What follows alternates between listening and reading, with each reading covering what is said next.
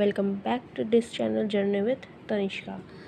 तो ये आपको बीएड 4th सेमेस्टर में जो असाइनमेंट दिए गए हैं उसमें से ये आपको खुला संस्थान का सर्वे करना है। तो जैसे अगर आपको उत्तर प्रदेश राजर्षि टंडन विश्वविद्यालय प्रयागराज का अगर आपको सर्वे करना है तो उसके लिए फ़ाइल है, तो आप इसको देखिए और आप इसमें स्क्रीनशॉट ले सकते हैं। तो सबसे पहले आप इसका विश्वविद्यालय की स्थापना में लिख दीजिएगा कि कब इसकी स्थापना हुई। जैसे 1999 में उत्तर प्रदेश में अधिनियम के तहत इसकी स्थापना हुई। इसका कैसे मतलब ये उत्तर प्रदेश का ये मुक्त विश्वविद्यालय सबसे पहला। तो इसमें पहले आप इसकी स्थापना लिख दीजिए। फिर उसके में विश्वविद्यालय का सूक्त वाक्य क्या है, इसमें से क्लीन कैंपस, ग्रीन कैंपस, हम पहुँचेंगे वहाँ जहाँ पहुँचे कोई जहाँ।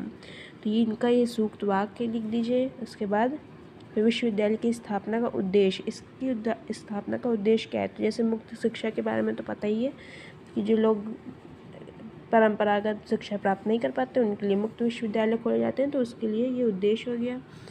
फिर आ जाता है आपका फिर मुक्त विश्वविद्यालय की विशेषता में लिख दीजिए। फिर इसमें इसका विश्वविद्यालय के मुख्यालय जो है वो अलग अलग जगह पे है। जैसे गंगा परिसर है, ये आपका इलाहाबाद फाफा मऊ में स्थित है। ठीक है, यहाँ पे सारे कुलपति, कुल सचिव और अदर जितने अधिकारी लोग हैं वो इसमें गंगा परिसर में रहते हैं। फिर उसके बाद जो आपका सरस्वती परिसर है, इसमें शैक्षणिक परिसर है। इसी में आपका सारे प्रयोगशाला, कृषि विज्ञान, विद्या शाखा विज्ञान, कंप्यूटर आदि जितने भी शैक्षिक से रिलेटेड परिसर है वो सरस्वती परिसर में होता है। और इसमें यमुना परिसर में यहाँ पे जितने भी अध्यापक और कर्मचारी हैं उनके आवास के निर्माण के लिए प्रस्तावित किया गया है। तो इसका मुख्यालय हो गया। फिर विश्वविद्यालय में प्रवेश के जो नियम है, प्रवेश के क्या क्या नियम इसमें दिए गए हैं। तो जो पात्र शर्तों के हिसाब से जो पात्र होंगे उनको भी इसमें प्रवेश मिल जाएगा।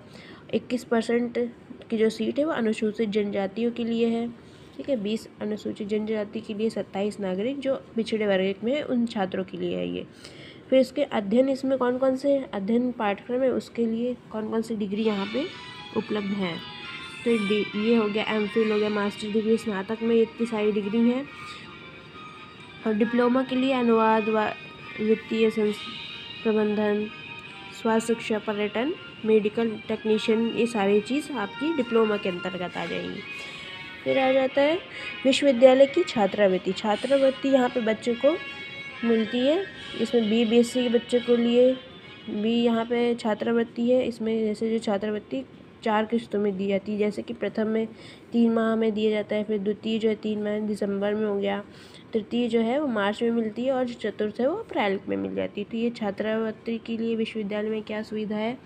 फिर मूल्यांकन विधि, इसमें मूल्यांकन किन तौर पे मूल्यांकन होता है, एक स्वमूल्यांकन, सत्रीय और सत्रांत, ये सारे मूल्यांकन देख लीजिए आप। फिर इसका श्रेणीकरण, इसमें श्रेणी किस हिसाब से बच्चों का नंबर दिए जाते हैं, तो ये इनका श्रेणीकरण हो गया। फिर परीक्षाओं का संचालन किस हिसाब से होता है वो हो गया। यहाँ पे एंटी रैगिंग से संबंधित कुछ अनुदेशन दिए होते हैं, वो है छात्र अनुशासन कैसे रहना है छात्रों को, उसका पूरा डिटेल दे रखा है। शिक्षकों की मान्यता, इसमें परिषद जो नियुक्त किए जाते हैं परामर्शदाता, जैसे कि जो काउंसलिंग की जाती है बच्चों को कोई भी दिक्कत है तो उसके लिए परामर्शदाता को कैसे चयन किया जाता है उसके लिए ये दिया हुआ है।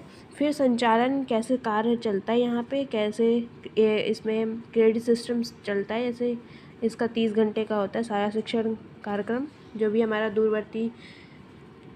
दूरवर्ती शिक्षा के लिए जो भी उपकरण होते हैं उन सबका प्रयोग, उसमें कितना समय देना होता है, असाइनमेंट के लिए सबके लिए अलग अलग है।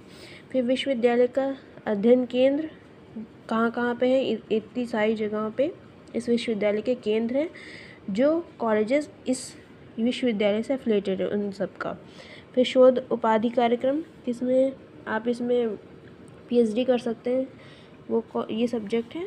तो ये था हमारा उत्तर प्रदेश राजर्षि टंडन मुक्त विश्वविद्यालय का सर्वे रिपोर्ट। तो आप ये सर्वे रिपोर्ट में आप अपने प्रोजेक्ट के लिए ये बना सकते हैं। ठीक है, तो थैंक यू फॉर वॉचिंग।